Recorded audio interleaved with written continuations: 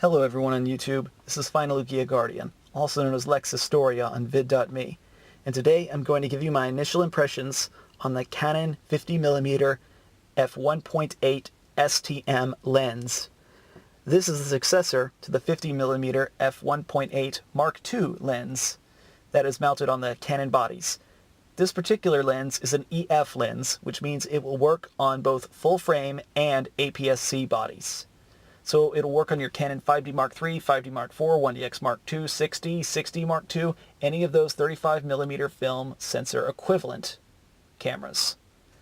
And it will also work on all APS-C crop body cameras. So it will work on your Canon SL1, it will work on your Canon SL2, it will work on your Canon 77D, it will work on your Canon 7D Mark II, it will work on your Canon 80D, any of the 1.6 crop bodies that Canon makes, and it will also work on any mirrorless camera that Canon makes if you use the proper adapter. So, what I'm going to do with this video is discuss this lens briefly with my initial impressions.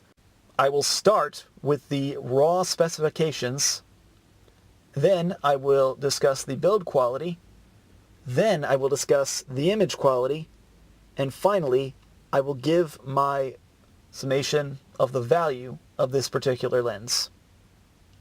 So, let's begin with the raw specifications.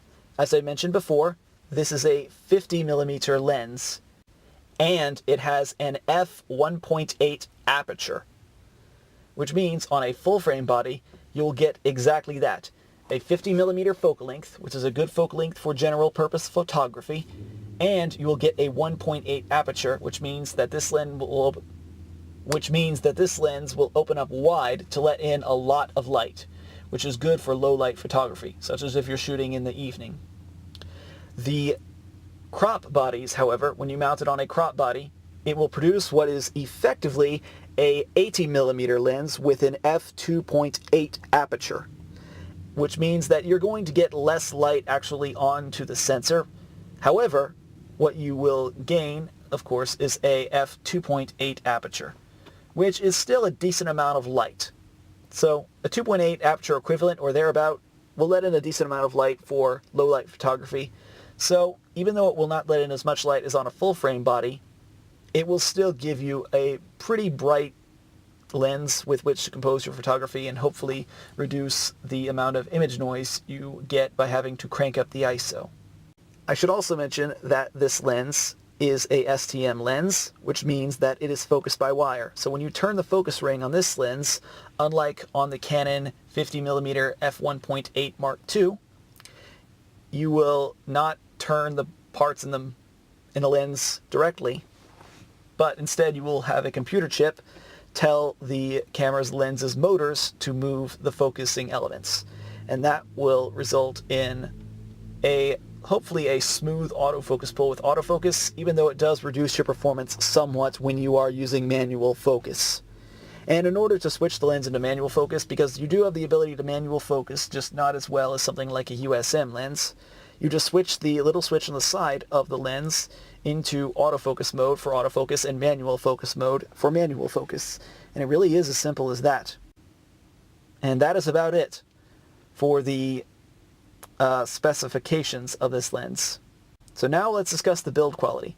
One difference that the STM lens has that is different from the Mark II version of this 50mm lens is that this STM lens has a metal mount, which means that it will be more durable. The rest of the lens, of course, is plastic, but the important part, the part that is mounting it to the camera, is metal.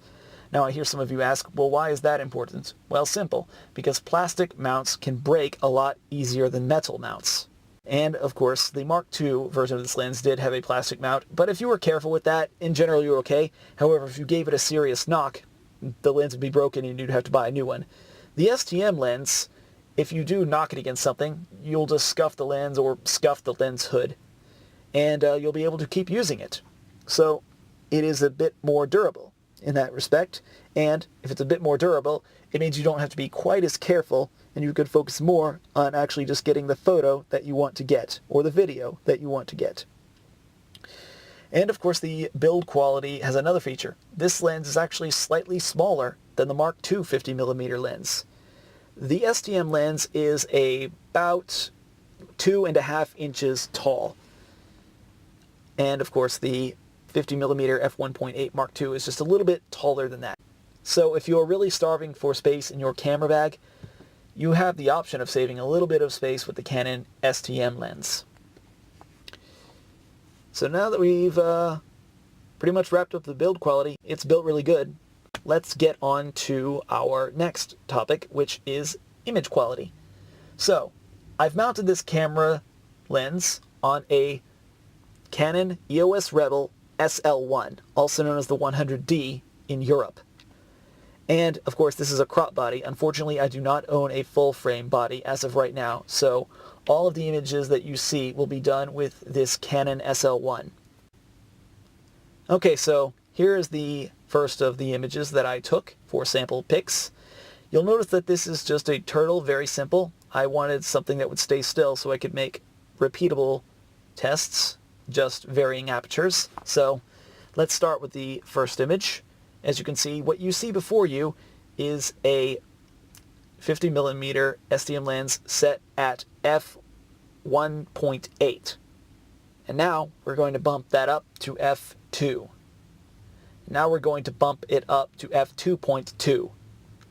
And now we're going to bump it up to f2.5. And now we're going to bump it up to f2.8. And now we're going to bump it up to f3.2. And now we're going to bump it up to f3.5. And now we're going to bump it up to f4. And now we're going to bump it up to f4.5. Now we're going to bump it up to f5. And now we're going to bump it up to f5.6. And now we're going to bump it up to f6.3. And now we're going to bump it up to f7.1. And now we're going to bump it up to f8. And now we're finally going to bump it up to f9. So, as you can see from the performance of this lens, when you stop the aperture down, it gets a little bit sharper. At f1.8, it's unfortunately not the sharpest it can be. It is kind of soft, and you do get a decent amount of chromatic aberration. And unless you nail focus perfectly with this lens, you are going to get a blurry picture. Well, blurrier in the spaces that you don't want the image to be. So just bear that in mind. What my particular advice would be is if you are using this lens, take it and adjust its aperture to f2.8 and don't ever go under f2.8. Always have it between f2.8 and f9, because any lower than f2.8 you're going to have a lot of chromatic aberration, which, to be fair, you can remove in post. Or you are going to have diffraction start to set in, which will also soften your image. So you're just going to have to pick your poison on what is more valuable to you. Now, there is one exception in which I would say, yeah, go ahead and use f1.8. And that is when you are shooting in very low light to where you could not get an image yielded on the sensor any other way. In which case I'd say, take it, stick the aperture on f1.8, and shoot away. Because getting an image that you can see with a lot of chromatic aberration and a little bit of softness is a lot better than simply not getting your image at all. So, as you can see, the image quality is decent. I didn't do a whole lot of tests. Keep in mind, this is an initial impressions video, and I plan to ultimately have a full review of this lens out after I've done video testing, various types of photographs testing, and just general testing to make certain that this lens actually performs as good as I think it's performing based on my limited experience. And that will pretty much summarize the image quality portion of this review. So now let's get on to the final portion of this initial impressions review.